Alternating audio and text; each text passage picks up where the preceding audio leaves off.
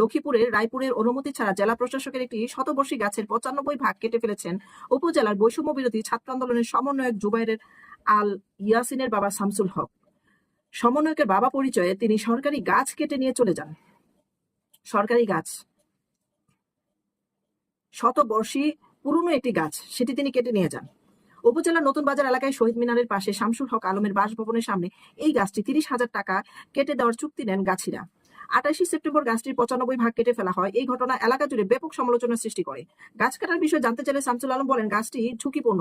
রায়পুরের UNO এর কাছ থেকে অনুমতি নিয়ে গাছটি কাটা হয়েছে। এই বিষয়ে বিস্তারিত জানতে ওনার সাথে যোগাযোগ করা হয়। ওনার সাথে যোগাযোগ করুন। রায়পুরের ইউএনও ইমরান খান জানান, বৈদ্যুতিক তারের জন্য গাছটি ঝুঁকিপূর্ণ হয় কয়েকটি ডাল কাটার অনুমতি দিয়েছি, সম্পূর্ণ গাছ কাটার তো অনুমতি নেই। লক্ষ্মীপুর জেলা পরিষদের প্রধান নির্বাহী কর্মকর্তা মোহাম্মদ রেজাই রাফিন সরকার বলেন, এই বিষয়ে অবগত নই আমি। যদিও এমন কিছু ঘটে থাকে তাহলে আইনি ব্যবস্থা নেওয়া